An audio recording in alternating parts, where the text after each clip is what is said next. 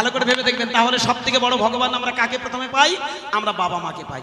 আচ্ছা বলুন, আমার বাবা মা যদি আমার ভগবান হয়, তাহলে আমার বাবা মার ভগবান কে? তার বাবা মা। তাহলে তার বাবা মার ভগবান কে? তার বাবা মার ভগবান কে? নিতাই গৌর হরি বল। আমার পাগল ঠাকুরা কি সুন্দর উত্তর দিচ্ছে কি, তাহলে আমার বাবা মা যদি আমার ভগবান হয়, তাহলে তার বাবা মা কি মা? তার বাবা মা, তার মা, তার বাবা। এবার খুঁজতে খুঁজতে উপরে উঠছেন তো নাকি নিচে আসছেন? উপরে উঠছেন তো। এই যে হাত তোলার সাথে সাথে কি বলতে চাইছে নিমাই? শিক্ষিত ছেলে, ওই ভাঁওতা দিয়ে কীর্তন করার জন্য তিনি আসেনি, আমরা দেবো তো ভাঁওতা।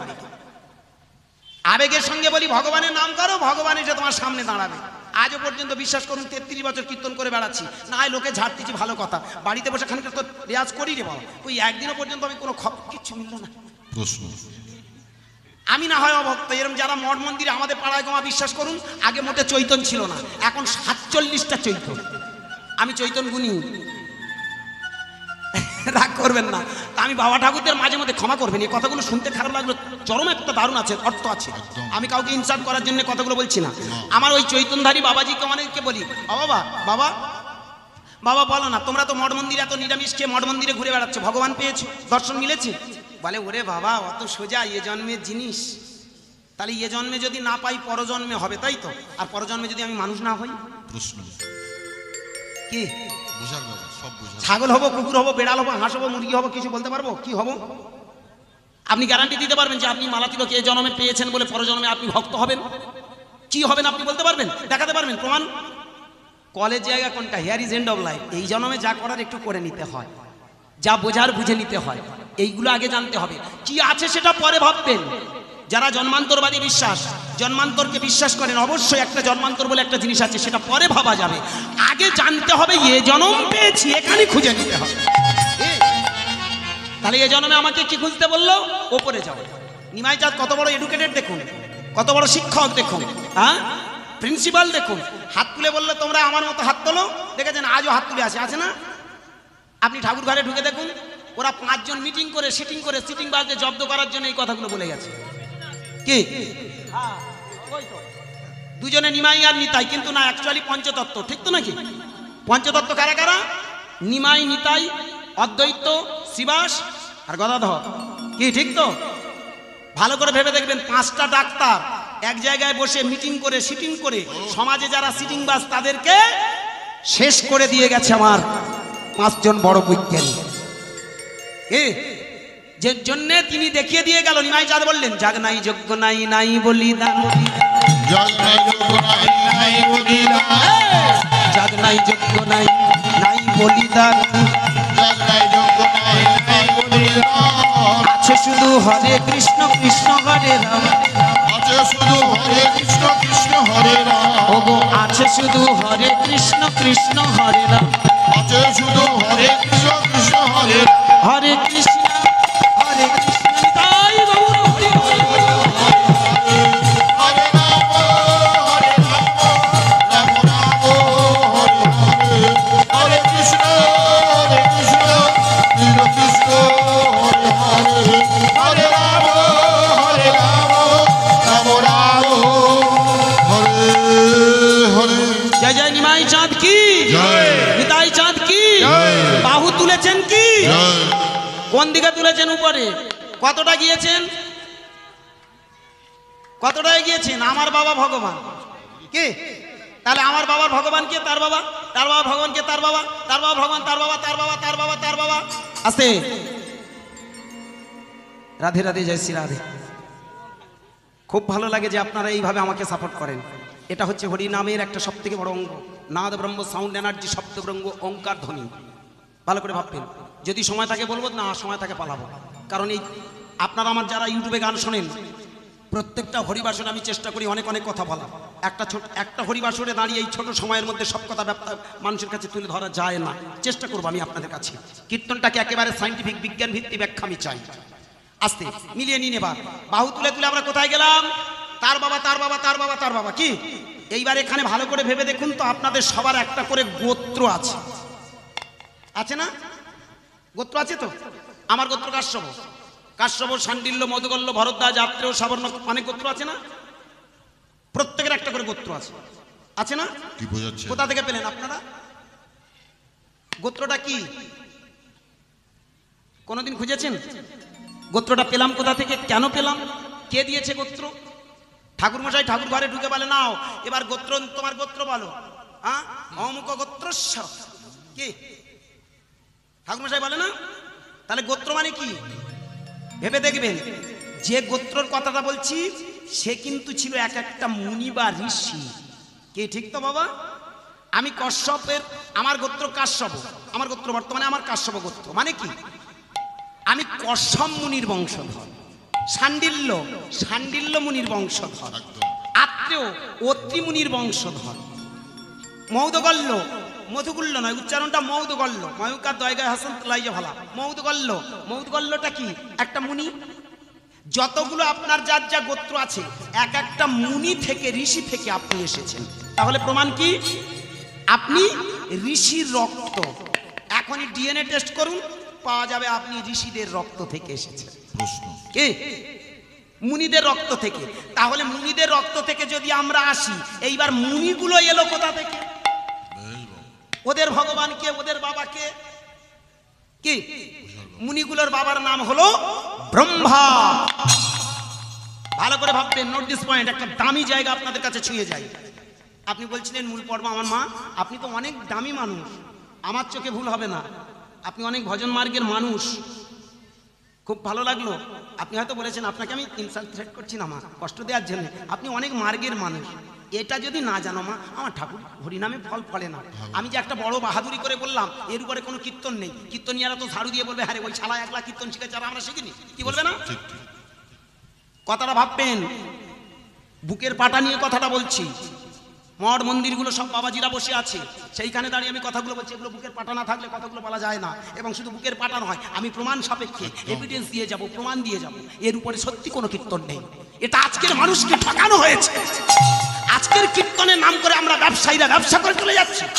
4 লাইনের গল্প শুনে আপনার কি হবে? ভক্ত প্রহ্লাদ ভগবান পেয়েছে, তা সে পেয়েছে, তোমার কি হয়েছে বল? কে রাগ করবেন?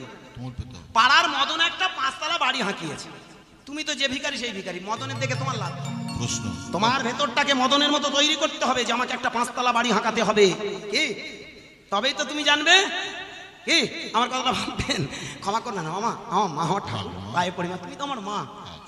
রক্ত দিয়ে মানুষ করলে মা নয়, আশীর্বাদ করলেও সেও মা। জন্মদায়িনী, বিদ্যাদায়িনী, জ্ঞানদায়িনী, শাশুড়ি অভয়দায়িনী, এই হলো পঞ্চজননী শাস্ত্রের প্রমাণ।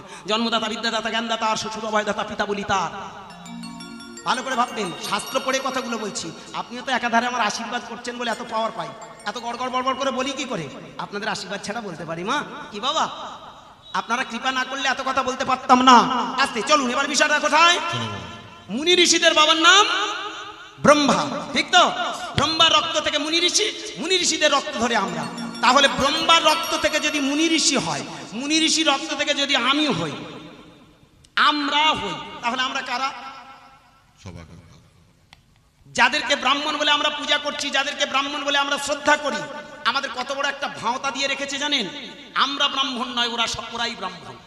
কিন্তু আমার নিমাই চাঁদ বললেন, কে বলেছে? তুমি তো ব্রহ্মার রক্ত জাত। বলুন, ব্রহ্মার রক্ত থেকে যদি মুনি ঋষি হয়, মুনি ঋষি রক্ত, আমার রক্ত, আমার দেখুন এই গান বাজনা একটা জেনারেশনের জিনিস। আমার বাবা গল্প করে, আমার বাবা গান বাজনা করতো, তবে বৈঠক লাইনের গান বাজনা। তা বাবা গান বাজনা, বাবাকে প্রশ্ন করেছিলাম, বাবা তুমি গান বাজনা শিখেছো কার কাছে? বলে আমার বাবার কাছ থেকে। এটা আমাদের বংশ পরম্পরা, রিয়াজ, রক্ত। ভাববেন, কারুর রক্তে যেটা থাকবে সেটা তার তাড়াতাড়ি কাজ হবে না? কি সে একটু টাচ করলে হবে। দেখবেন ডাক্তারের বেটাকে ডাক্তারি শিখতে হয় না, ওর বাবা চলে যাক, ও এবার যদি কোনো রোগী আসে এসে ও খুব কাশি হচ্ছে, হবে না, ঠান্ডা লেগেছে, আরে তোর বাবা কোথায়? বাবা তো নেই। কি হয়েছে বলো না? ও দেখেছে ওর বাবা প্যারাসিটামল দেয় আর দারুণ একটা কাশি সিরাপ দেয়, দুটোতে কাজ হয়ে যায়। কি বলে বাবা এখন নেই, তা কি হয়েছে? তুমি এসো না আমার কাছে, এসো, আমি কল করে দিচ্ছি। ডাক্তারের ছেলে কি ডাক্তার হবে না? ওই জায়গায় দাঁড়িয়ে সে দেখেছে বাবা এই করে, সুতরাং আমি যদি করি কেন হবে না? ওষুধ তো আর ফেল করার জিনিস নয়। কথাটা ভাবেন, নোট দিস পয়েন্ট, একটা দামি দেয় জায়গা, আপনারা মন দিয়ে শুনবেন। তাহলে বলুন, ব্রহ্মা থেকে যদি সবাই জন্মায়, মুনি ঋষি জন্মায়, ভাববেন নিমাই চাঁদের, আসতে নিমাই চাঁদের গোত্র কি জানেন? নিমাই চাঁদের গোত্র কি? ভরদ্বাজ। আপনি এখনই গৌর সন্দর্ভ গ্রন্থটা পড়ুন, তাহলে আমার কথাটা মানে বুঝতে পারবেন। নিমাইয়ের গোত্র ছিল ভরদ্বাজ, মানে কি ভরদ্বাজ মুনির বংশধর, তারই রক্তজাত সন্তান। এইবার বলুন ভরদ্বাজের তার যদি আগে ধরা হয় তাহলে কি ব্রহ্মা আসবে না?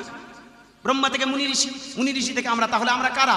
ব্রহ্মার রক্তজাত। তাহলে ব্রহ্মা যদি ব্রাহ্মণ হয় আমরা কেন ব্রাহ্মণ হব না? একদম ঠিক। রক্ত কথা বলবে তো নাকি? ব্রহ্মা থেকে মুনি ঋষি, মুনি ঋষি থেকে আমরা।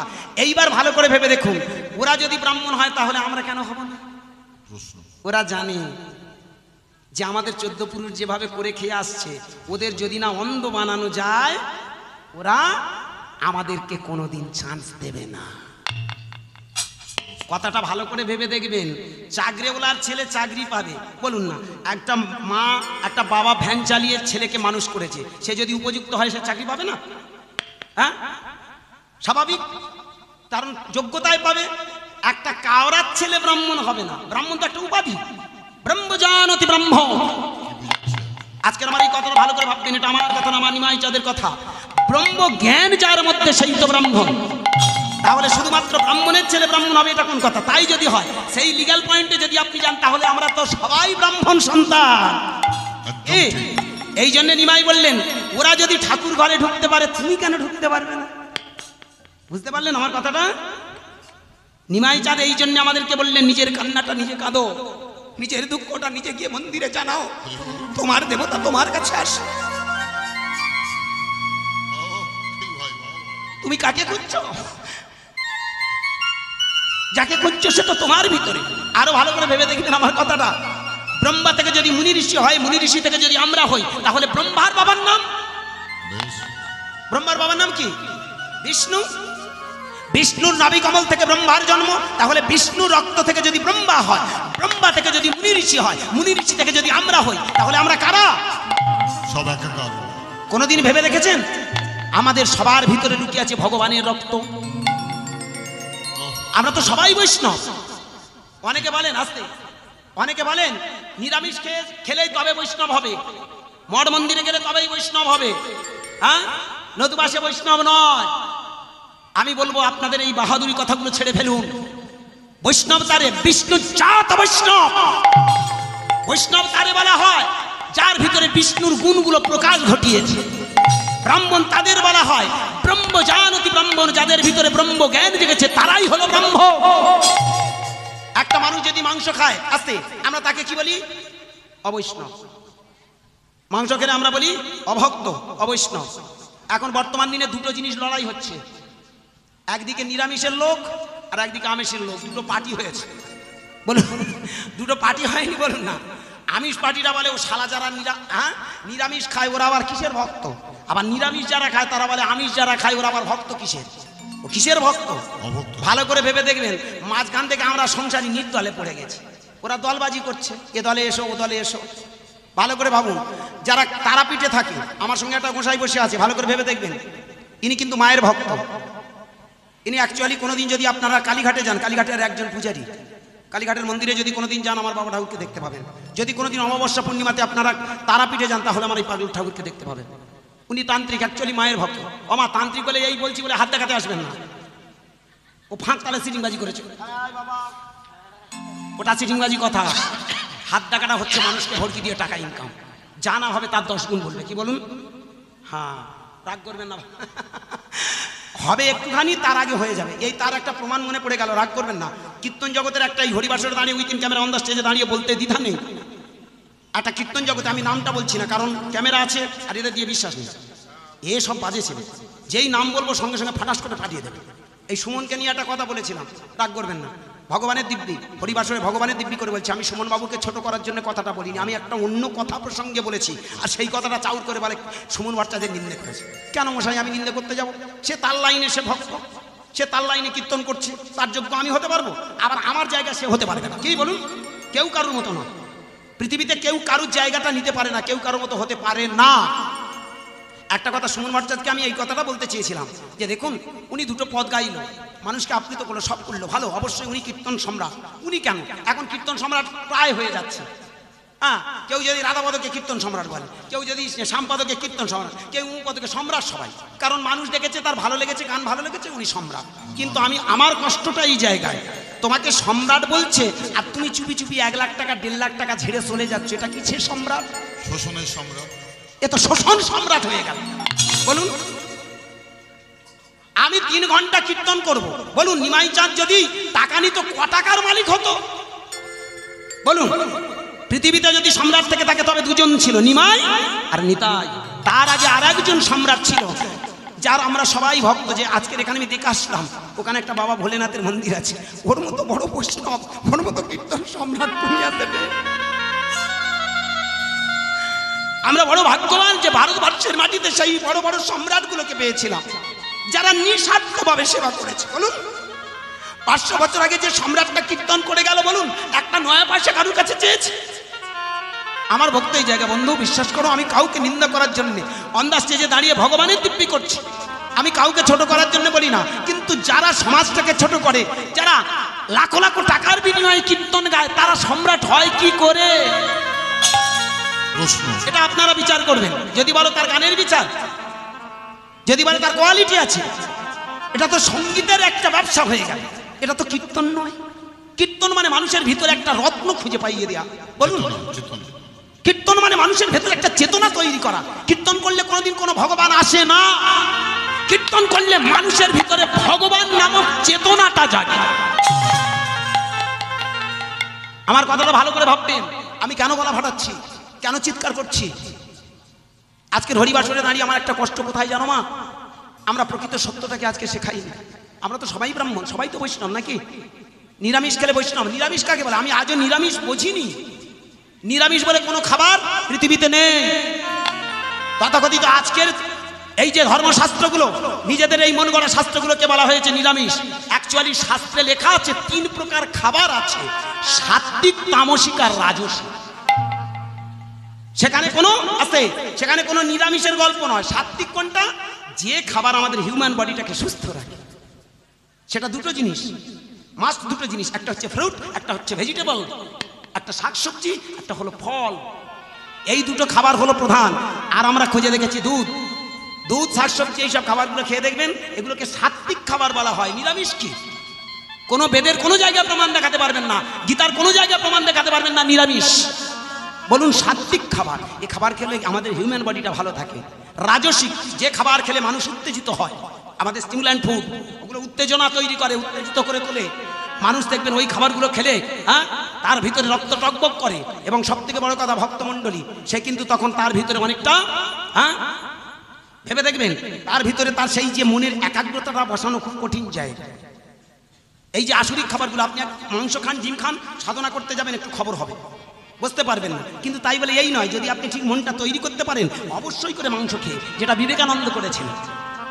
বিবেকানন্দ পাঁঠার মাথা খেয়ে যখন সাধনা করে, সবাই মিলে এসে রামকৃষ্ণ ঠাকুর কাছে বলে, তে তোমার কেমন ছাত্র গো? একটা পাঁঠার মাংস খেয়ে, পাঁঠার মাথা খেয়ে সাধনা করে, আর তাকে তুমি বলছো সব থেকে আমার পরম ভক্ত।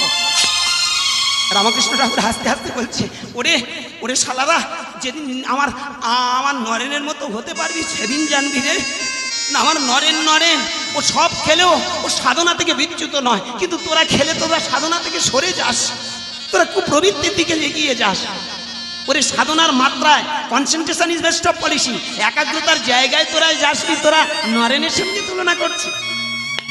ভেবে দেখেছেন যত মহামানব, ওই রামকৃষ্ণ, ওই বিবেকানন্দ, লোকনাথ ব্রহ্মচারী, এনারাও কিন্তু মাছ মাংস খেয়েছে। তাহলে কি তারা ভক্ত নয়? বোঝার আছে, জানেন, আপনি যদি আপনার যন্ত্রটাকে সাজিয়ে নেন, তখন আপনার খাদ্যের কোনো বিচার আসবে না। আর সব থেকে বড় কথা, খাদ্য দিয়ে কোনোদিন কোনো ভগবান ধর্ম নয়। খাদ্য শরীরটাকে সুস্থ রাখে। ভালো করে ভেবে দেখবেন, খাদ্যের উপরে আমাদের হিউম্যান বডিটা সুস্থ থাকে। যারা বায়োলজি সাবজেক্ট পড়াশোনা করেছেন, বায়োলজি যাদের সাবজেক্ট আছে, ভালো করে ভেবে দেখবেন, আমাদের বায়োলজিতে বলেছে আমাদের লিভারটাকে সুস্থ রাখার 2টো খাবার, ফ্রুট আর ভেজিটেবল, অর্থাৎ শাকসবজি আর ফলমূল। এই 2টো জিনিস যদি খাওয়া যায়, মানুষ সুস্থ। মানুষের জন্য মাংস নয়, কিন্তু আমরা হয়তো মুখরুচি খাই এই মাছ মাংসগুলো, এগুলো আমরা হয়তো ভাবি প্রোটিন, কিন্তু ভেবে দেখবেন যদি শাকসবজি খাওয়া যায় প্রোটিন আসে। তবে বর্তমানে যা কল, একটা ফুলকপি কিনে দেখবেন, বড় মতো ফুলকপি খাবার আসতে, বড় মতো ফুলকপি আপনি কিনে বিকেলবেলা রান্না করে খাবেন, বিকেলবেলা দেখবেন বলে হ্যারে মলিনার মা তুই ঢেকুর তুললি কেন, কি রান্না হয়েছে? বলে আর বলিনি, বউটা তো সয়াবিন দিয়ে আর ফুলকপি রান্না করলো, কিন্তু এত ঢেকুর উঠলো কেন বল দেখিনি? ও উঠবে না, ও ঢেকুর দিয়ে তো বড় করা, যে ও সার দিয়েছে বীজ দিয়েছে তবে তো ঢেকুর উঠেছে, কি তা ভেতরে গিয়ে ঢেকুর তুলবে না? বিষয় তো সেটা। আপনি বর্তমান দিনে যে খাবারগুলো খাচ্ছেন কোনোটাতেই তো ভালো নয়, তাহলে সেই প্রোটিনটা, সেই ফ্যাট, সেই ভিটামিনটা পাবেন কি করে? কি বাবা, এগুলো বোঝার আছে। তবুও মনে রাখতে হবে ওই খাবারগুলো আমাদের সহজপাচ্য খাবার। মাছ মাংসটা আমাদের দেহে হজম হুট করে হয় না। আপনি মাংস খাবেন, আসতে মাংস খেলে ডাক্তার এখানে যারা বসে আছেন, যারা পড়াশোনা করে, যারা MBBS পাস করেছে, আমার অনেক বন্ধুরা একই সঙ্গে আমরা কলেজে যখন পড়াশোনা করেছি, আমার কয়েকটা বন্ধু তারা MBBS করেছে, তারা এখন নীলরতন হসপিটালে, একজন আমার একটা কাছের বন্ধু, তার সঙ্গে আর তেমন যোগাযোগ হয় না, সে এখন ওই ভেলোরে চলে গেছে, যাক সে বড় ডাক্তার হয়েছে, চলে গেছে। তা আমার অনেক বন্ধুরা, তাদের সঙ্গে আমি একটু কনসাল্ট করি, আরে বলতো এই মাছ মাংসটা কেন অসুবিধে? তখন একটা বন্ধু আমায় বলছে, দেখ মাংস কথাটার মানে কি জানিস, এই মাংস খেলে অন্য কিছু নয়, আমাদের পাকস্থলীতে 72 ঘন্টা হজম হয় না। শুনে রাখুন, এক টুকরো মাংস যদি আপনার পাকস্থলীতে যায় 72 ঘন্টা, 72 ঘন্টা মানে কদিন গোমা? 24 ঘন্টায় একদিন, 3 24 72, 3 দিন থাকে। ও 3 দিন ঘুরপাক খায় ওর ভিতরে, ও মাল ওপারে যাওয়া খুব কঠিন সাবজেক্ট।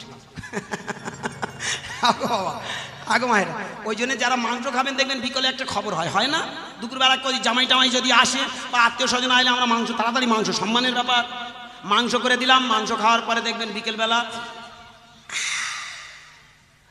কি হয়েছে রে, বলে একটা ঢেকুর উঠল। মাংস বলে দিল আমি ভেতরে আছি, 3 দিন আমি থাকবো, ভুল করে যেন আর ভেতরে কাউকে না ঢোকাও। কিন্তু ঠিক যখন রাত 8টা 9টা বাজবে, বাড়ির বুড়িটা বলবে, ও বৌমা সেই যে দুপুরবেলা খাবার করেছিলে, খাবার বেশি হয়েছিল? বলে হ্যাঁ মা, বেশি তো হয়েছিল। কোথায় রেখেছিস? বলে কেন শিকের হাঁড়ি। কি গো মা, শিকের হাঁড়ি সব আছে তো আপনাদের নাকি? নেই। কে বলেছেন নেই? ফ্রিজ। যেটা আগে শিকের হাঁড়ি ছিল এখন সেটা ফ্রিজ। কি বলুন, আগেকার দিনে খাবার এক্সচেঞ্জ হলে আমরা ফ্রিজের শিকের হাঁড়ি ঝুলিয়ে দিতাম, আর এখন খাবার বেশি হলে ফ্রিজে দিচ্ছি। বলুন তো মায়েরা, ফ্রিজে। ও বৌমা, তা তবে বের করে আনো। আমার মা গো ঢেকুর উঠেছিল তবুও ছাড়েনি। ওই মাংসের দিকে লোকটা সামলাতে না পেরে সুরসুর করে বলে, বৌমা নিয়ে এসো দেখি আর এক পোস্ত লেগে যাই। খাওয়ার পরে বলছে, বলে ও বৌমা মনে হয় আজকে সবটা সাবার হবে না, সবাই তো খেলাম তবু একটু বেশি হয়েছে, রেখে দাও, কালকের পান্তার সঙ্গে ঝাড়বো। আচ্ছা। ও রাত্রে যখন পেটে গেল 9টা 10টার সময়, ভোর রাতে একবার ফোসকা ঢেকুর। ও জানিয়ে দিল ছিলাম একা, পৌঁছে দিলে আর একজনে, আমরা ছেড়ে যাচ্ছি, নিয়ে যাব না। ওরা আন্দোলন শুরু করে। ফের সকালবেলা উঠে যদি ফের পান্তার সঙ্গে ঝাড়ি, বলুন আর ভালো থাকবে? বেলার দিকে বলবেন না আর কিছু খেতে ভাল লাগে না, কিরকম অম্বল অম্বল ভাব। বিষয়টা কোথায়? এটা দিয়ে শিখতে হয়। একটা মাংস যদি দেহের মধ্যে যায়, ওই জায়গাটা পচন ক্রিয়া হতে থাকে। বলুন না, খাবারগুলো তো আমাদের পচতে থাকে, ভালো যেগুলো নিয়ে নেয় আস্তে আস্তে আমাদের মলভাণ্ডে চলে যায়। এইবার ভালো করে লক্ষ্য করুন, যেটা আমাদের হজম হলো না ও তো থাকছে।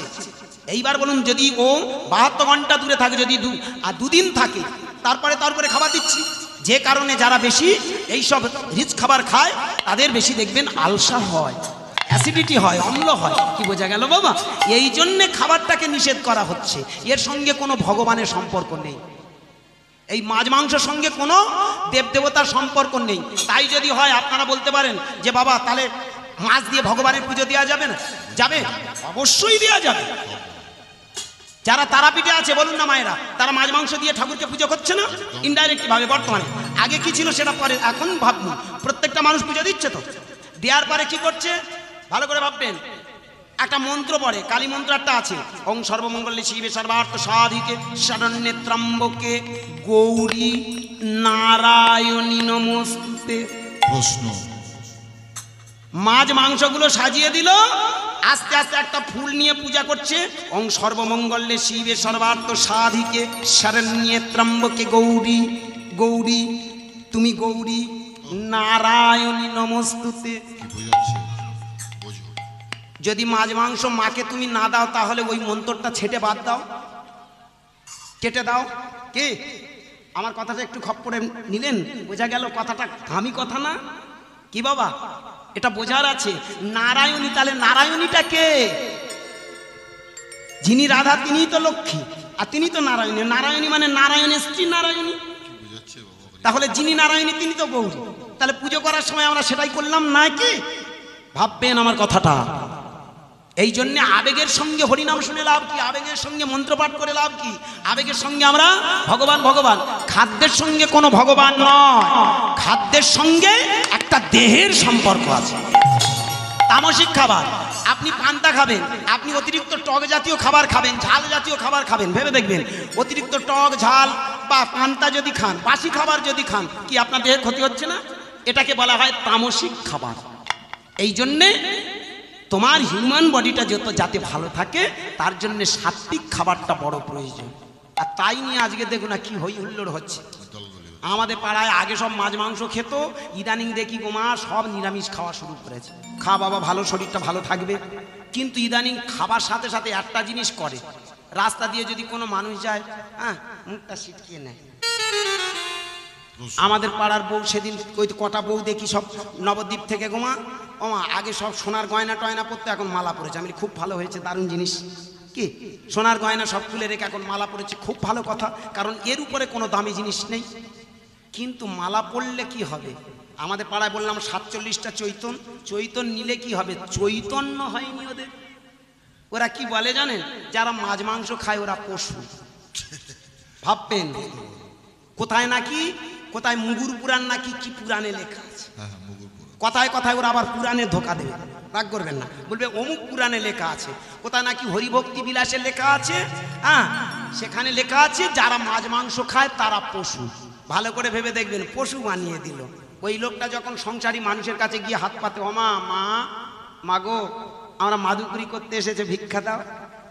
হয়তো সে মাছ ব্যবসা করে, জাতিতে তিওর, জাতিতে রাজবংশী, আসতে অনেক কষ্ট করে মাছ বিক্রি করে, মাংস বিক্রি করে টাকা জোগাড় করেছে। আমার সেই টাকাটা যখন হাতে তুলে দিচ্ছে ওটাই প্রবলেম নেই। হ্যাঁ, ও মাছ মাংস বিক্রি করে সেখানে প্রবলেম আছে, আর ওর হাতে থেকে টাকাটা নিতে প্রবলেম নেই। এসব ছাড়ো না বাবা ভেলতাল, এসব বুজরুকি কারবার রাখো না সোনার চাঁদ। আমাদের পাড়ায় যতগুলো দেখেছি মঠ মন্দিরে গেছে, এখন সব বৈষ্ণব হয়ে গেছে। আর শুধু তাই নয়, তারা কি সব আলাদা আলাদা বসে খাবে? বলুন, একটা সংসারী মানুষের মাঝখানে একটা বৈষ্ণবকে বসিয়ে দেবেন, পটাত করে লাভ মারবে না? বলুন, ভেবে দেখবেন, সঙ্গে সঙ্গে লাফাবে।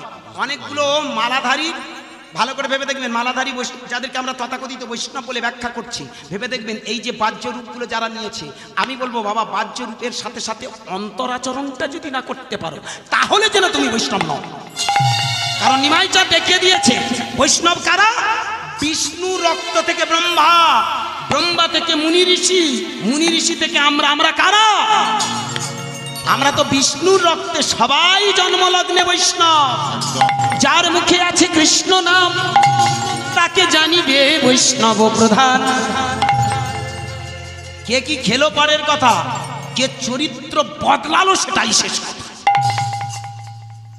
আমি মাছ মাংস খাবো অথচ চরিত্র আছে, আমি নিরামিষ খাবো অথচ চরিত্র বদলাতে পারবো না, এটা কোনো কালে ধর্ম নয়।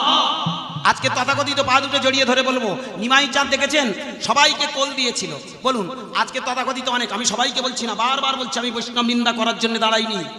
নিন্দা করলে পাপ হয়, যদি মনে করেন আমি নিন্দা করছি, পাপ হচ্ছে, পাপগুলো আমাকে দিয়ে দেন, মরদ থাকে আমি আটকাবো। আজকের এখানে দাঁড়িয়ে আমি কথাগুলো বলছি, ভেবে দেখবেন, পাপ করে যারা ভাবছেন পাপগুলো আমাকে দিয়ে দেন দেখি। তবে সমালোচনা প্রয়োজন, সমালোচনা ছাড়া সমাজ সুস্থ হয় না। আজকের আমি বলবো নিন্দা নয় বাবা, হাতে ধরে পায়ে ধরে বলবো এটা আমি সমালোচনা করছি। কেন? তোমাদের ভিতরে যদি পরিবর্তন না করতে পারো মানুষকে পরিবর্তন করবে কি? হ্যাঁ, এই হাত দেখার গল্প থেকে এখানে আসলো। তা গায়ক দাদা, একটা গায়ক দাদা, আমি নাম বলতে বলতে কথা কেটে গেল, এইবার মিলিয়ে দিই। এখন সেই গায়ক দাদা কীর্তন করে, সে আবার ব্রাহ্মণ। নবদ্বীপে একটা মা তাকে গুরু বলে স্বীকার করেছে। দীক্ষাও দিয়েছে, প্রত্যেক মাসে মাসে যায়, মাঝে মধ্যে বছরে বছরে যায়। তা গান বায়নার মানুষ এমনি ঘন ঘন যেতে পারবে না। এই ব্যবসাটা তো সব থেকে যোদ্ধার ব্যবসা। শিষ্যের বাড়ি গেলে আর ক টাকা টুপি পরাবে? 200 টাকা, 500 টাকা, 1000 টাকা। কিন্তু এখানে আপনাদের টুপি পরালে দেখবেন কয়েক হাজার টাকা। বলুন, এই যে আপনাদের টুপি পরাচ্ছি, বিশ্বাস করুন যত কম হোক অন্তত 5,000 টাকা ঝাড়বো, যত কম দিই এদের কম দেবো, দিয়ে অন্তত যে টাকা নেবো তার ভেতর থেকে মাল ঝাড়বো। বলুন 500 টাকা ইনকাম করতে কাল ঘাম ছুটে যায়। আর আমি কি জিনিস হরিনাম শিখেছি, লোকের কি করে টুপি পরাতে হয় আমার তো জানা আছে। কে 100 টাকা 3 পালা গান গেয়েছি।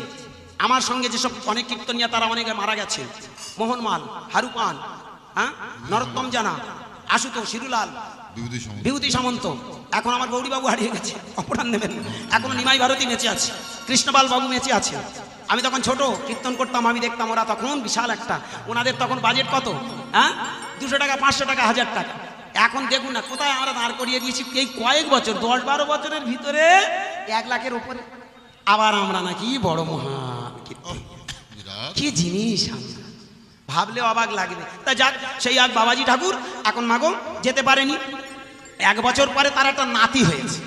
তার নাতির ওই অন্নপ্রাশনের দিন নেমন্তন্ন করে বলছে, বাবা তুমি তো আমায় গুরুদেব, তুমি এসো আমার বাড়ি। আমার গেছে গিয়ে এইবার তো গুরুদেব মানুষ গেছে, ভালো করে বসিয়ে আসন টাসন করে দিয়েছে, বলে ছেলেটাকে আমার কাছে নিয়ে এসো।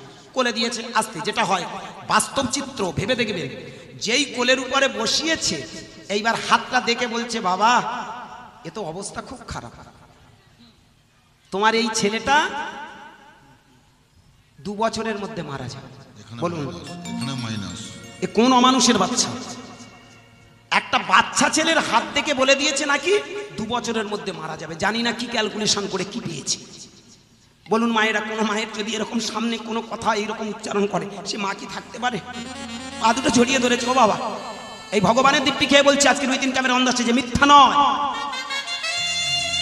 এইবার মা জড়িয়ে ধরে কাঁদতে কাঁদতে বলছে, বাবা তুমি বলো না কি করব? বলে একটা কবজ নিতে হবে। কবজটার নাম কি? মহামৃত্যুঞ্জয় কবজ। যদি তুমি মহামৃত্যুঞ্জয় কবজ নাও তাহলে ওই বাচ্চাটা টিকে যাবে। ভালো করে ভাববেন ব্যবসাটা কোথায়। মহামৃত্যুঞ্জয় কবজ কত লাগবে? বলে 15,000 টাকা লাগবে। সেই মা কাঁদতে কাঁদতে বলছে, বাবা জানো বাবা 12,000 টাকা আমার কাছ থেকে নিয়েছে, জানি না আমার নাতিটা যাতে সুখে থাকে, তুমি একটু আশীর্বাদ করো। আমি একটা কথা তাকে বলেছি, মা বিশ্বাস করো মা, আমি জানি না তোমার ওই মৃত্যুঞ্জয় কবচ কাকে বাঁচাবে, কাকে মেরে ফেলবে, হ্যাঁ আটকাতে পারবে কিনা। মৃত্যু যদি থাকে তাহলে পৃথিবীর কেউ আটকাতে পারবে না। কি বলুন কি বাবা? মৃত্যু যদি থাকে পৃথিবীর কোনো শক্তি নেই আটকাতে পারবে। তাহলে মৃত্যুঞ্জয় কবচ দিয়ে যদি বাঁচানো যায়। আমার ওই যে বৃন্দাবনের নামে কি ভুলে যাচ্ছি গো, প্রেমানন্দ বাবাজি, প্রেমানন্দ বাবাজিকে আমি বলবো, বাবা তুমি এক কাজ করো, ওই জালিমানের কাছ থেকে একটা মৃত্যুঞ্জয় কবর নাও, নিলে হয়ে যাবে। কি আমরা কারা ভাই? পৃথিবীর কাজ ঠকানোর জন্য, যেন ব্যবসার জন্য ধর্ম। ধর্ম মানে ব্যবসা নয়, ধর্ম মানে মানুষ ঠকানো নয়। ধর্ম হলো সত্য ন্যায় আদর্শ ধরে মানুষের মতো মানুষ হওয়া, মানুষকে প্রকৃত মানুষ বানানো, তথা তাদের ভিতরে স্বচ্ছ চৈতন্যের প্রকাশ ঘটানো।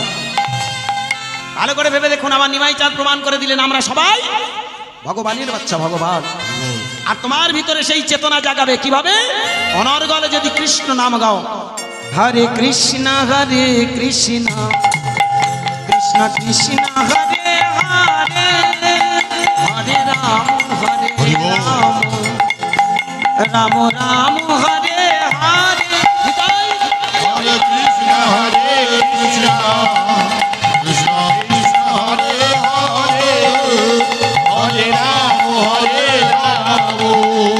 রাম রাম হরে হরে, হরে কৃষ্ণ কৃষ্ণ কৃষ্ণ কৃষ্ণ হরে হরে, হরে রাম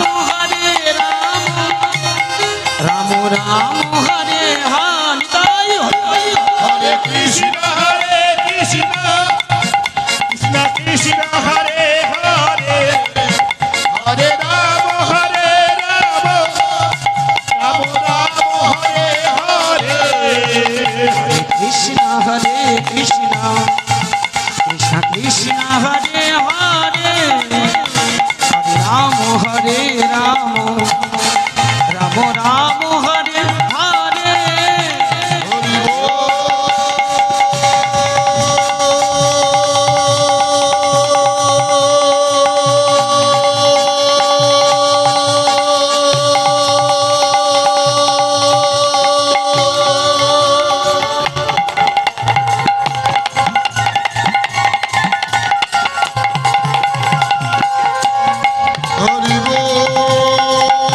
প্রেম সে বলো নিতাই গৌর হরি হরি।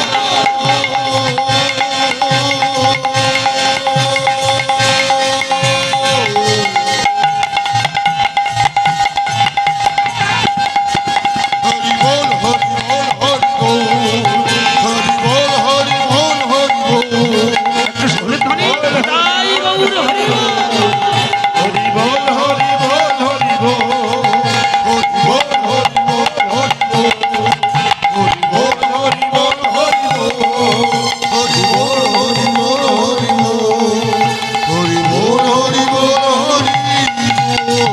जय जय निमाई चाँद की निताई चाँद की हरि नाम की हरि सभा की अपन अपन गुरु की हरि नाम की भक्त बृंद की बोझा गেছে কি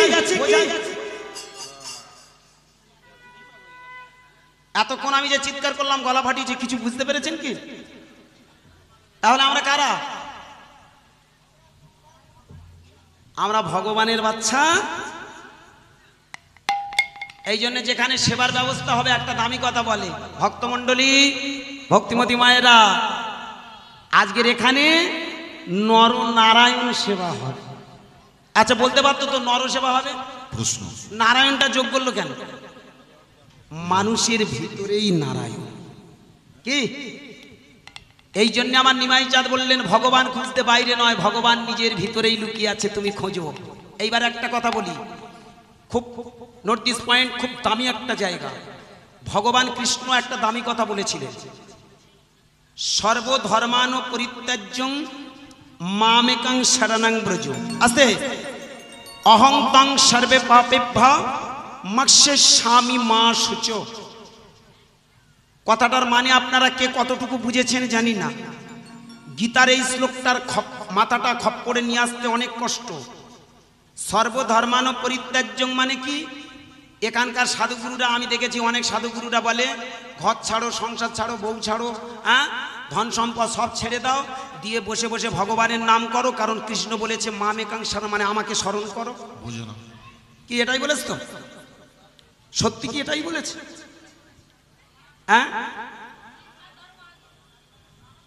তাহলে কৃষ্ণ কি ভুল বলে গেল? না, ঠিক কথা, আমার মা ঠিক বুঝেছে। আমার পাগলি মা অনেক প্রথম থেকে একদম হাঁ করে শুনছে, জানি খুব ভালো। এটা মানুষই করেনি, বলেছে ঠিক, বুঝেছি অন্যরকম। কিরকম? সর্বধর্মান পরিত্যাজ্যং মামেকং শরণং ব্রজ, মানে কি? সব ধর্ম ত্যাগ করে আমাকে স্মরণ কর। ওই সংসার ত্যাগ করে ভগবান কৃষ্ণ বলেনি। কারণ বলুন তো মায়েরা, বলুন তো বাবা, যারা প্রকৃত জ্ঞানী হয় তারা কোনোদিন তার নিজের নাম ফাটাতে চায়? অনেক দামি মানুষ আছে যারা দেখবেন দান করার সময় বলে আমার নামের দরকার নেই, এটা এটা তুমি রেখে দাও। কি এরকম অনেক মানুষ আছে না? যারা অনেক দামি মানুষ হয় তারা কোনোদিন নিজের নাম ফাটাতে চায় না। যদিও কেউ নাম তার গুণানুকীর্তন করে সেখান থেকে সে পালায়। প্রকৃত যারা গুণের গুণী, অনেক ডেপথে যারা পৌঁছেছে তাদের কথাই কথাটা বলছি। আমার কৃষ্ণ তো এখানকার সাধারণ মানুষ নন। He is super lord and she is super lord. সে পুরুষও নয়, প্রকৃতি নয়, পূর্ণ ব্রহ্মরূপী ঈশ্বর নিরাকার সচ্চিদানন্দ ভগবান অপার করুণাময়। ভালো করে ভেবে দেখবেন ইনি হলেন, ভেবে দেখবেন। প্রত্যেকটা কীর্তনী আমরা গাই, কথাটার মানে বুঝি না। সর্বধর্মান পরিত্যাজ্যং মানে সংসার ধর্ম নয়, ছেলে পুলে বউ বাচ্চা ত্যাগ নয়। কি বলে গেল? তৎকালীন দিনে চারটে, প্রধানত আমাদের ধর্মের চারটে জাত ছিল। কি কি? ব্রাহ্মণ, ক্ষত্রিয়, বৈশ্য আর শূদ্র। এই যে হাড়ি, মুচি, মুদ্দপাড়া, কাওড়া, করঙ্গা, তিওরবাগ দিয়ে বর্তমান দিনে আমাদের কিছু জালি সিটিং বায়দা সৃষ্টি করে গেছে। এ নিয়ে ব্যাখ্যা করলে আর শেষ হবে না। তো এইটুকু আমি বলি বাবা, আস্তে। কৃষ্ণ যখন জন্মেছিল চারটি জাত ছিল। জাত বা ধর্ম বলা হতো কেন? সেইখানে দাঁড়িয়ে ভগবান কৃষ্ণের আবার একটা শ্লোক আমরা খুঁজে পাই। কি কথা? চাতুর্বর্ণময় সৃষ্টা, গীতাটা পড়ুন। চাতুর্বর্ণময় সৃষ্টা গুণ কর্ম বিভাগস। গুণ আর কর্মের উপর ভিত্তি করে চারটে জাত বানানো হয়েছে, চারটে ধর্ম বানানো হয়েছে। এরা চার ধর্মের মানুষ। কি? ব্রাহ্মণ। ব্রাহ্মণ মানে কি? আবার বলবো, ব্রাহ্মণ মানে কোনো ব্রাহ্মণ থেকে ব্রাহ্মণ নয়, যার ভিতরে ব্রহ্ম জ্ঞান আছে সেই ব্রাহ্মণ। ক্ষত্রিয় কারা? যারা শক্তি দিয়ে সমাজটাকে রক্ষা করেছে সেই হলো ক্ষত্রিয়। বৈশ্য কারা? যারা ব্যবসা বাণিজ্য করে সমাজটাকে সুস্থ রেখেছে, নিজে ভালো থেকেছে, সেটাই হলো বৈশ্য। শূদ্র কারা?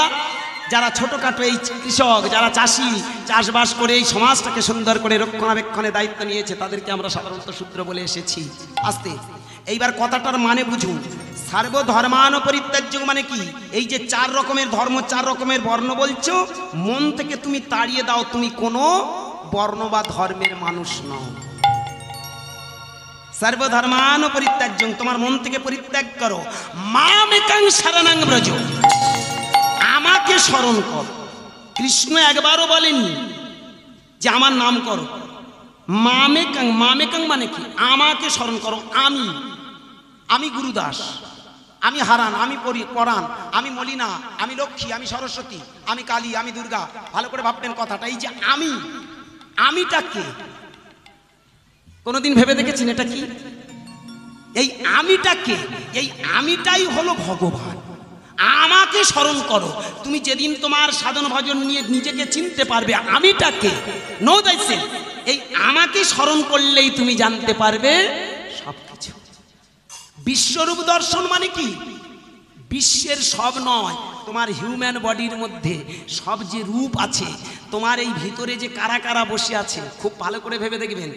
সময় থাকলে একটু একটু করে বোঝা যদি যায় তাহলে আমি এই পথে যাবো, নতুবা লীলার ছোট মতো গাইব। বোঝা যাচ্ছে তো? আমাদের হিউম্যান বডির মধ্যে যে 6টা চক্র আছে, খুব দামি কথা। আস্তে, পায়খানার 2.5 অঙ্গুলি পরে একটা চক্র আছে মূলাধার। এগুলো সবার বোঝার জিনিস নয়, কিন্তু এই কীর্তনে আজকের এই কথাগুলো হারিয়ে যাচ্ছে বলে কীর্তনের প্রকৃত ফল ফলছে না। পায়খানার 2.5 অঙ্গুলি উপরে মূলাধার, যেখানে প্রস্রাব করি দ্বারে আছে স্বাধিষ্ঠান, যেটা নাভিকমল মণিপুর, যেটা বক্ষস্থল অনাহত, কণ্ঠস্থল বিশুদ্ধ, আর 2 ভ্রুর মাঝখান এর নাম আজ্ঞা চক্র। কথাটা বোঝা গেল?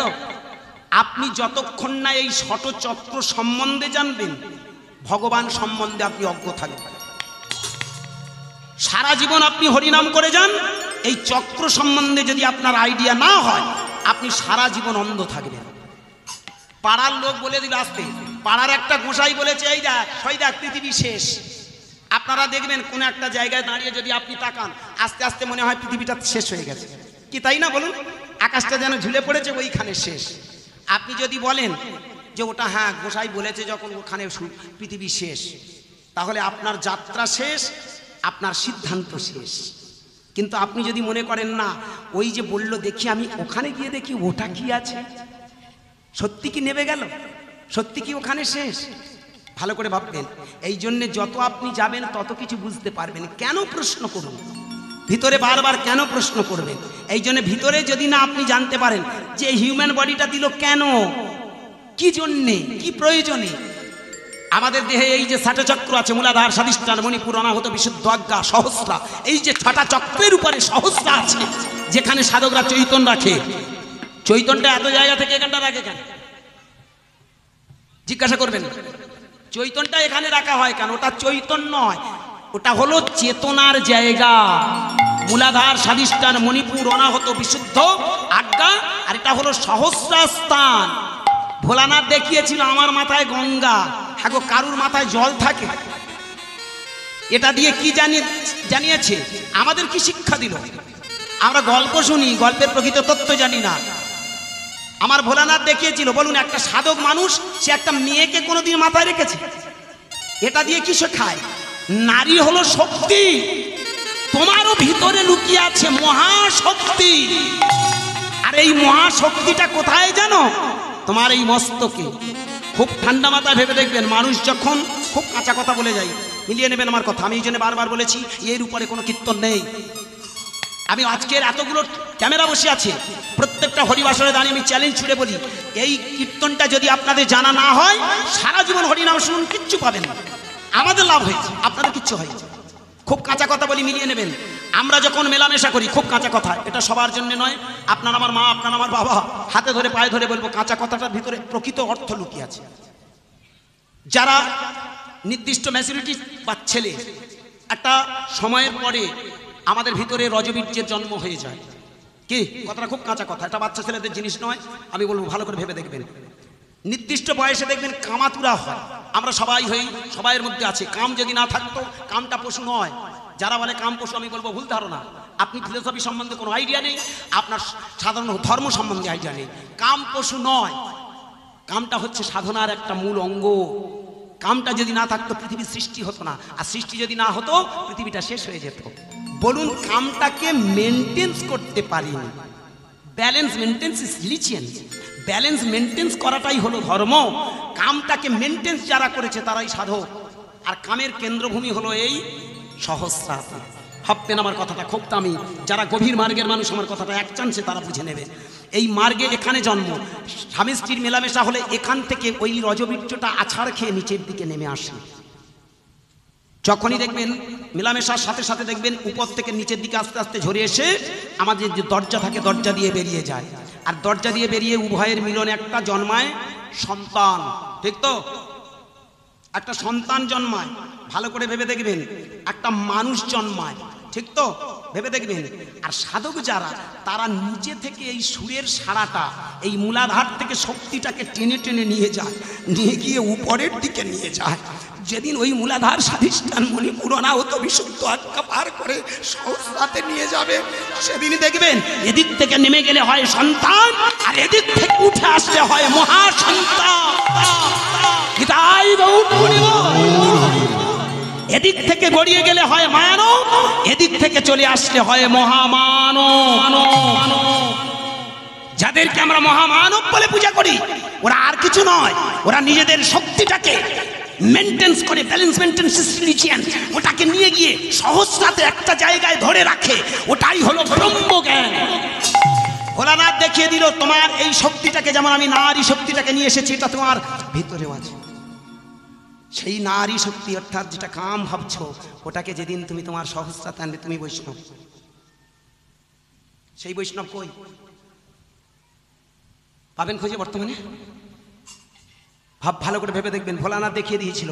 এই জন্য পৃথিবীর সব থেকে বড় বৈষ্ণবকে সংসার করেছে, স্বামী স্ত্রী ছিল, সন্তান সন্ততি নিয়ে চলেছে, কিন্তু ব্রহ্মজ্ঞানটা ধরতে ভুল করেনি। আগে শিখুন কর্ম। এইগুলো না বুঝতে পারলে হরিনাম শিখে লাভ কি? হরিনাম করে লাভ কি? যে কারণে পা দুটো জড়িয়ে ধরে বলবো, আপনারা সূত্র না জেনে আজকের হরিনাম করছেন বলে তবেই কিন্তু ভগবান আমাদের কাছে শত্রু হয়ে দাঁড়িয়েছে। ভালো করে ভেবে দেখবেন। Note this point. আরো একটা দামি কথা, ভালো করে ভেবে দেখবেন। আমাদের ভিতরে এই ষটচক্র যদি না জানেন কি হয়, হরিনাম করলে কি তার প্রতিফলন হিসাবে বা কি আমরা পাই, সেটা যদি আপনি না বোঝেন, হরিনাম করে লাভ কি? মিলিয়ে নেবেন আমার কথাটা। প্রকৃত যারা কৃষ্ণ প্রেমিক হয়, তারা এই ষটচক্রের ভিতরে একটা আলোড়ন খুঁজে পায়। আজকের এখানে যারা হরিনাম করছেন, যারা জ্ঞানী, যারা একটু নামের জগতে গেছেন, দেখুন তো, কৃষ্ণ নাম যখন করছেন, বলতে বলতে বলতে বলতে বলতে বলতে, অনেকেই রাগ করবেন, আমি আপনাকে কষ্ট দিতে চাই না, গুনে গুনে হরিনাম করে লাভ নেই। খেতে শুতে বসতে হাঁটতে ওটা বাইরে রাখুন, রেখে কি জব করবেন, দেখবেন আরো বেশি জব হয়ে যাবে। ওটা যতক্ষণ গুনার আসতে, হ্যাঁ, যতক্ষণ আপনি গুনা গুনতে গুনতে করছেন, সেই সময়টা না গুনে করে দেখুন, আরো বেশি জব করবেন। আমি পা দুটো জড়িয়ে ধরে বলবো, খেতে শুতে বসতে হাঁটতে চলতে ফিরতে হরিনাম করুন। কিছুদিন পরে হরিনামে এত বড় শক্তি আছে যে তোমার ভিতরে আস্তে আস্তে ওই কুলকুণ্ডলী, অর্থাৎ দেখবেন কৃষ্ণ, আস্তে কৃষ্ণ বলার সঙ্গে সঙ্গে দেখবেন একটা হিউম্যান বডির ভিতরে আগুনের স্ফুরণ হয় না বাবা? এখানে অনেক মানুষের হয়, সবার হয় না। যারা করতে পেরেছে তাদের হয়েছে। আজকের ইয়ং জেনারেশনকে বলবো, বন্ধু, আবেগের সঙ্গে কীর্তন শুনে লাভ নেই। কীর্তন করলে কি হয় জানো? তোমার ভিতরে আস্তে আস্তে স্ফুরণ ঘটে। এই যে চৈতন্য মহাপ্রভু একটা 24 বছরের ছেলে হরিনাম দিয়েছিল। কেন দিয়েছিল জানেন? দেখেছিল এই হরিনামে এমন একটা শক্তি আমি তোমাদের ভিতরে দিয়েছি, এই ওষুধটা এমন একটা ওষুধ যেটা তোমার হিউম্যান বডির মধ্যে একটা স্ফুরণ ঘটবে। ছোটবেলা স্ফুরণটা কিরকম নিজে নিন আমার কথাটা দেখবেন। হরিনাম করতে করতে এমন মনে আছে কৃষ্ণ কৃষ্ণ কৃষ্ণ কৃষ্ণ কৃষ্ণ কৃষ্ণ কৃষ্ণ কৃষ্ণ কৃষ্ণ বলার সাথে সাথে দেখবেন আপনার সারা শরীরের ভিতরে এই লোমকূপগুলো খাড়া খাড়া হয়ে উঠছে। কৃষ্ণ বলার সাথে সাথে আপনার শরীরের ভিতরে একটা আগুনের স্ফুলিঙ্গ আচারকে উপরে উঠছে।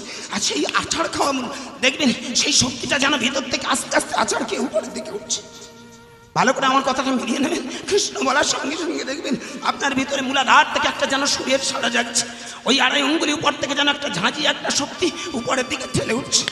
যেদিন দেখবেন এই শক্তিটা না এই দরজায় আসে সেদিন থেকে দেখবেন আপনার ভিতরে একটা স্ফুরণ ঘটেছে।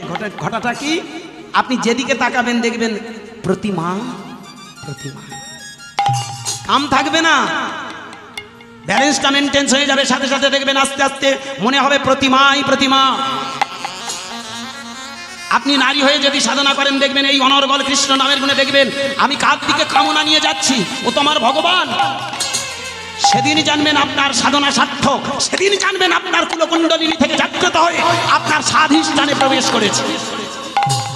এই স্বাধিষ্ঠানে যেদিন আসবে সেদিন প্রত্যেকটা মানুষ দেখবেন আর কামাতুরা হয় না, মেনটেন্স করে চলে। যেটুকু প্রয়োজন সেইটুকু নিয়ে সমাজে শুধু সৃষ্টি কার্যটুকু করে, তার কোনোদিন অপব্যবহার করে না।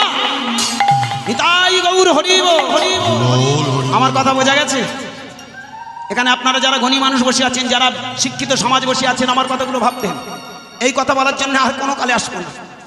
এইবার নেক্সট ভালো করে ভেবে দেখবেন সেই নামের ফোয়ারা যদি কোনো কালে ওই ঝঙ্কারটা আস্তে আস্তে নাভি কমলে আসে সেদিন মনে হবে এরা তো আমার সবাই আমার বাড়ির সম্পর্ক, এরা তো আলাদা কেউ নয়।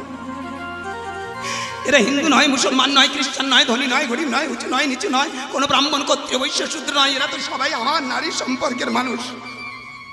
বিবেকানন্দের মতো মানুষটা দেখেছেন চিকাগো শহরে গিয়ে চিৎকার করে বলেছিল তোমরা আমার ভাই বোন। হে আমেরিকা ভাই ও বোনেরা, প্রশ্ন কোনোদিন করেছেন এই বিবেকানন্দ কি নিজের পেটের মা ভাই বোন নাকি? কোনোদিন ভেবে দেখেছেন কথাটা কেন বলেছিল? এই সুরের সাড়া জাগলে তখন থেকে মনে হয় সবাই তো আমার ভাই বোন। আমি কাকে ঘৃণা করব, কাকে ছোট করব? ভক্তিমতী মায়েরা, ভক্তমণ্ডলী, এই নাভি কমলের সারা এলে সেদিন মনে হবে একই নারীর সম্পর্ক। আবার ওখান থেকে যেদিন আস্তে আস্তে দেখবেন বুকের মাঝখানে চলে আসবে সেদিন দেখবেন মনে হবে না ও আলাদা, ও সংসারী, ও পশু, এটা ভাববেন না, তাকে জড়িয়ে ধরবে। এই হৃদয়ের মাঝে যেদিন জড়িয়ে ধরতে পারবেন সেদিন জানবেন আপনি প্রকৃত বৈষ্ণব। প্রকৃত বৈষ্ণব যারা হয় তারা কোনোদিন মানুষকে ঘৃণা করে না গো। প্রকৃত বৈষ্ণব যারা হয় তারা কোনোদিন মানুষকে খারাপ চোখে দেখে না, বুকে জড়িয়ে ধরে বলে একবার বলো হরি বল। নিমাই চাঁদ দেখেছেন যাকে পেয়েছে তাকে জড়িয়ে ধরছে বলো হরি বল। নবাব হুসেন যাকে জড়িয়ে ধরে বলেছিল বলো না একবার, কে বলে তুমি মুসলমান? নামমাত্র ভেদ হয় হিন্দু মুসলমান, পরমাত্ম এক হয় বলে কুরআন আর কোরআন। কথাটার মানে বুঝেছেন? নামমাত্র ভেদ হয় হিন্দু মুসলমান কিন্তু পরমার্থ একটা। আজকে দেখেছেন, আগামী দিনে লক্ষ্য রাখুন, অন দ্য স্টেজে দাঁড়িয়ে ওইদিন ক্যামেরার সামনে বলতে দ্বিধা নেই, হিন্দু মুসলমানের মধ্যে যেটা আজকে সেই চেতনা জাগেনি বলে আমরা ধ্বংস হয়ে যাব। আগামী তৃতীয় বিশ্বযুদ্ধ আমাদের করা নাড়ছে। যেভাবে মানুষে মানুষে আজকের হিংসা বিদ্বেষ শুরু হয়েছে, আগামী দিনে দেখবেন ধ্বংস ছাড়া কিছু নেই। নামাজ পড়ে লাভ কি? নামাজ কথাটার মানে বুঝিনি, ইসলাম কথাটার মানে বুঝি না। আমার একটা গুরুজি আমাকে বলেছিল, আমি তখন কলেজে পড়াশোনা করি। আমার একটা ইসলামের বন্ধু, তাকে আমি প্রশ্ন করেছিলাম, এই বন্ধু তুই তো আর কদিন পরে প্রফেসর হবি, মাস্টার হবি, ইসলাম কথাটা কোনোদিন মানে খুঁজেছিস? ইসলাম মানে কি? বলে কি মানে হয়? হ্যাঁ, 16,000 ইমাম সেই হলো মুসলমান। আমি বলি হ্যাঁ কথা ঠিক আছে, কিন্তু ইসলাম কথাটার প্রকৃত মানে? আর সে আবার ইংলিশে অনার্স নিয়েছে। আমি বলি এই শুনে রাখ, তোর ইংলিশে কি বলছে জানি? ইসলাম ISLAM। কি ISLAM? আই মানে আমি, এস তে সেল, আই সেল, হ্যাঁ, IS, এল তে লাভ, আই সেল লাভ, এতে আল, এম তে ম্যানকাইন্ড। কথাটা খুব ভালো করে ভাবতেন বাবা। I shall love all mankind, আমি ভালোবাসবো সমস্ত মানুষকে, তবেই তো সে প্রকৃত ইসলাম। আজকে যদি একে অপরে আমরা ঘৃণা করি তাহলে আমরা বাঁচবো কতক্ষণ? পৃথিবীটা বড় ছোট হয়ে আসছে, জানেন? পৃথিবী ছোট হয়নি, মানুষের মনটা ছোট হয়ে গেছে, ধ্বংস হয়ে যাবে। এমন একটা দিন আসছে আস্তে আস্তে এই পৃথিবীর বুকে দেখবেন আবার নতুন করে একটা ধর্মযুদ্ধ হবে, আর সেই যুদ্ধটার নাম হচ্ছে ধর্মের যুদ্ধ।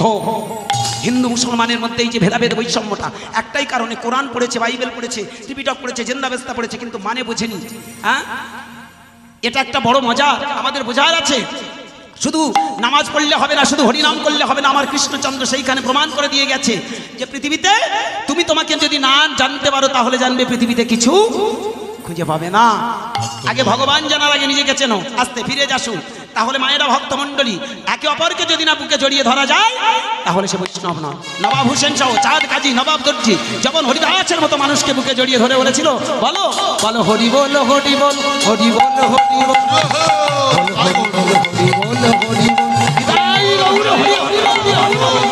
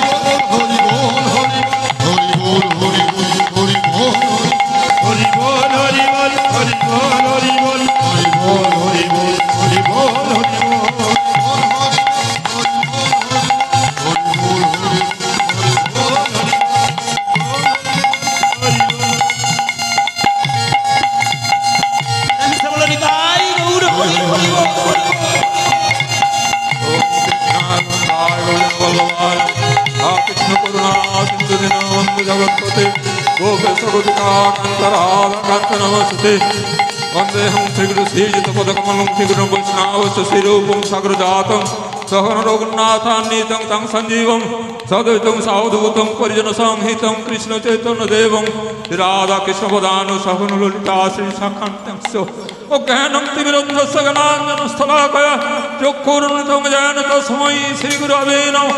नमो विष्णुपदाय कृष्णपृष्ठाय भूतले श्रीमते भक्तिवेदान्त सरस्वती ते नामिने शिवार्ष भानुदेवी दायिताय कृपाध्याय कृष्ण संबंध विज्ञानाय प्रभावे नमो नमः। मधुजल प्रेमाढ्यो श्रीभानुभूतिदो श्री गौर करुणा शक्ति विग्रह नमस्ते नमस्ते गौरवाणी श्रीमूर्ति दिनदारिणी हरे कृष्ण कृष्ण कृष्ण हरे हरे हरे राम राम राम हरे हरे प्रेमानंद गौर हरि हरि हरि बोल हरि बोल हरि बोल राधे हरि बोल हरि बोल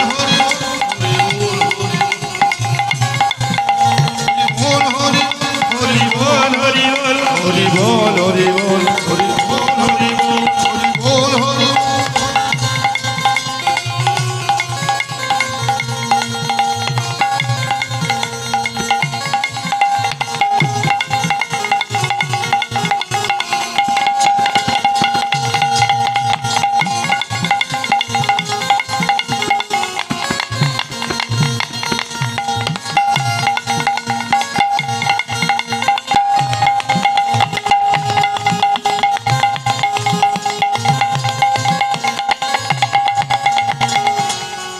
বিদায় গৌর প্রেমানন্দে। আমার পাগল ঠাকুরই আসলেন, গীতাটা আমার মাথায় রেখে একটু আশীর্বাদ করে গেলেন। আমি আপনাদের কাছে একটাই প্রার্থনা করব, ভক্তমণ্ডলী, বাবা আমার মায়েরা, জানি না আপনাদের অন্তরে কতটুকু আমি সেই রসের রসিক করাতে পেরেছি। যদি বিন্দুমাত্র রসিক করাতে পারি তবে জানবো আমার জীবন সার্থক, আমার অর্থটা নিয়ে যাওয়া সার্থক। 33 বছর গান বায়না জগতে এসেছিলাম। এই বছর 5 একটু অন্য চিন্তা ভাবনা নিয়ে গান বাজনা করেছি। যারা ছোটবেলায় আমার গান শুনেছেন, মানে আমি যখন ছোট ছিলাম যারা আমার গান শুনেছেন তারা নিশ্চয়ই জানেন আমি একটা অন্য শুধুমাত্র লীলা নিয়ে, বা তখন শুধুমাত্র তত্ত্ব মানে বাস্তব তথ্য নিয়ে গাইতাম, তত্ত্ব গাইতাম না। কালের নিয়মে আস্তে আস্তে করোনা কালের পর থেকে আমি একটা সিদ্ধান্ত নিয়েছি, জীবনটা খুব ছোট, মরে যাব। জানি না আপনাদের অন্তরে কতটুকু সেই প্রকৃত সত্য তথা আমার চৈতন্য মহাপ্রভুর আদর্শ চরণে নিবেদন করতে পারছি। যদি আপনাদের কারুর অন্তরে বিন্দুমাত্র একটু কৃষ্ণ ভক্তি প্রেম তথা আজকের ইয়ং জেনারেশনের কাছে যদি এই কথাগুলো একটু যদি কাজে লাগাতে পারেন, আমি মনে করব তবেই আমার অর্থ ইনকাম করা সার্থক, আমার দেওয়া সার্থক। আজকে এতগুলো আমার বাবা মা আছেন, আর এই কথাটা না বলেই থাকা যায় না। আপনারা শিক্ষিত মানুষ, এই মেদিনীপুরের মাটিতে দাঁড়িয়ে চিৎকার করে বলতে ইচ্ছা করে, আপনাদের মতো প্রকৃত ভক্ত যদি না পেতাম এই কথাগুলো আমি বলতে পারতাম না। আমি পা দুটো জড়িয়ে ধরে বলবো, আমার চলার পথে যদি ভুল ত্রুটি হয় ক্ষমা করবেন, তো এগিয়ে চলুন। বিষয়টা কোন দিকে এগিয়ে যাচ্ছে একটু ভাববেন। যারা জ্ঞানী হয়েছেন, যারা বুঝতার হয়েছেন, তারা নিশ্চয়ই বুঝতে পেরেছেন আমাদের ভিতরে এই নামের স্ফুরণটা হয়, আর নামের স্ফুরণটা হতে হতে যত উপরের দিকে যায় তত কিন্তু একটা একটা করে আমাদের মনের পরিবর্তন হয়, আমাদের দেহের পরিবর্তন হয়, আমাদের মাইন্ডের পরিবর্তন হয়। ভালো করে ভেবে দেখবেন। আর শুধু তাই নয়, আস্তে আস্তে কি হয়, এই বক্ষস্থল থেকে যেদিন এই কণ্ঠস্থলে আসে সেদিন থেকে তার কণ্ঠে সদা সর্বদা সত্য আদর্শের কথা বের হয়। যাদেরকে আমরা মহামানব বলছি, ভেবে দেখবেন যারা হরিনামের নামী হয়েছে তারা আর কোনোদিন মিথ্যা কথা বলতে চায় না, মিথ্যা আদর্শ মানুষকে শেখায় না, সত্যের আদর্শের পথে এগিয়ে চলে। ভেবে দেখবেন রামকৃষ্ণ ঠাকুর এই থটে গিয়েছিল বলে এই জন্যে তার কণ্ঠ দিয়ে একটা অমৃত বেরিয়েছিল, যে অমৃতটার নাম রামকৃষ্ণ কথামৃত। ব্যাস মহামুনির এই জায়গায় স্ফুরণ ঘটেছিল বলে তাই ব্যাস মহামুনির কণ্ঠ থেকে হাজারো শাস্ত্র বেরিয়েছিল। ভালো করে ভেবে দেখবেন, আমার নরেনের এই কণ্ঠে এই মূলাধার স্বাধিষ্ঠান মণিপুর অনাহত বিশুদ্ধ, এই বিশুদ্ধে এখানে এসে তার চেতনা জেগেছিল বলে তাই কণ্ঠ দিয়ে বেরিয়েছিল এই সনাতন ধর্মের শাশ্বত বাণী। আমার নিমাই চাঁদের এইখানে স্ফুরণ ঘটেছিল বলে তাই তিনি নিজে প্র্যাকটিক্যাল থিওরি প্র্যাকটিক্যাল রিসার্চ করে বলেছিল, আমার মতো যেদিন তোমরা হরি নামের নামী হয়ে যাবে সেদিন দেখবে তোমার কণ্ঠ দিয়ে সদা সর্বদা সত্য আদর্শ বেরিয়ে আসবে। এইবার ভক্তমণ্ডলী বাবা মায়েরা মিলিয়ে নিন, শেষ ফিনিশিং একটা দারুণ জায়গা। সেটা কি, যদি কোনো ভক্ত চোখ বন্ধ করে হরি নাম করেন এই দ্বিদল পদ্মে, এটা তিলক নয় ত্রিলোক, কি বাবা তাই না? তিলক নয় ত্রিলোক। ওইখানে আসলে আমাদের যে থার্ড আই আছে, তৃতীয় নয়ন আছে, ইরা পিঙ্গলা সুষুম্না। ভালো করে ভেবে দেখবেন, যেখানে আমার মায়েরা সিঁদুর পড়েছে মা, তথাকথিত আজকের এখানে এই যে যারা ভাবের জগতে গেছেন এখানে তিলক রচনা করেছেন, ভেবে দেখবেন তিলক রচনা করার একটাই মাত্র কারণ, এই চোখটা ফোটানো। মানুষ যেদিন এই চোখটা ফোটাবে সেদিন দেখবে তার কাছে কোনো জাতাজাত নয়, কোনো ভেদাভেদ নয়, কোনো বৈষম্য নয়, কোনো আলাদা ভাববে না, সবাইকে ভাববে আমার ব্রহ্মের সন্তান, এক ব্রহ্ম দ্বিতীয়। এই জন্য এই থার্ড আই, এইখানে ত্রিলোক, তিলোক নয় ত্রিলোক দর্শন হয়। ত্রিলোক কি ছিলাম, কোথায় এলাম, কোথায় যাব। আমার আপনি বলতে পারবেন হরিদাস ঠাকুর কতবার নাম, কত লক্ষ নাম জপ করতো গো?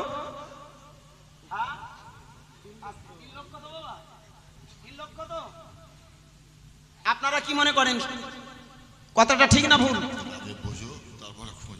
কোনোদিন ভেরিফাই করেন? আপনি মালা টিপে টিপে জপ করেন, 1 লক্ষ জপ করতে পারেন? 1 লক্ষ করেন? কতক্ষণ জপ করলে 1 লক্ষ হয়? 1600। হায় ভগবান, 1600। আচ্ছা, এই যে হাত বন্ধ করার কলটা কে শিখিয়েছে?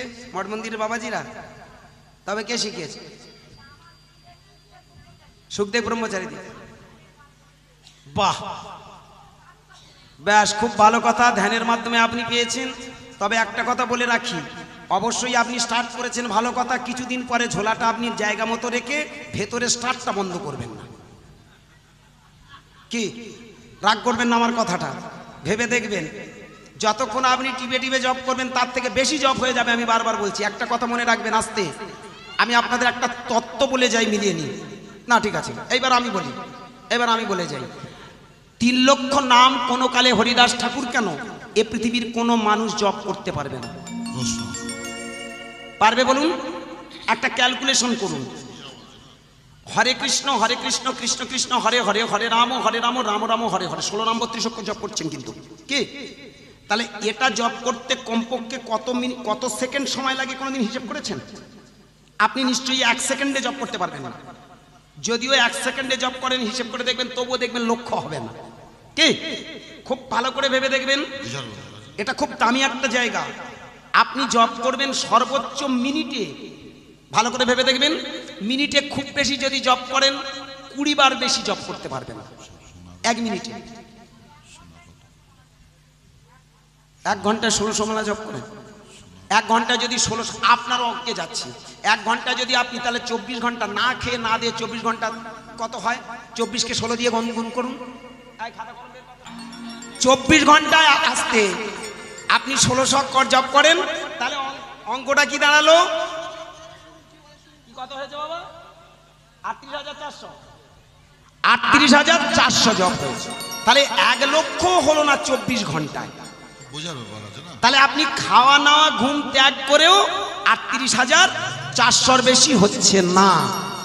আমি সাপোজ বলছি যারা মার্গে গেছেন আরো স্পিডে জব করে 50,000 জব করুন। তাহলে এই যে 3 লক্ষ নাম যে হরিদাস ঠাকুর গাইতো, এটা কি মিথ্যা? প্রশ্ন। বলেছে এক, বুঝেছি। এই জন্য আমার কীর্তন শুনতে গেলে একটু বোঝার ব্যাপার আছে।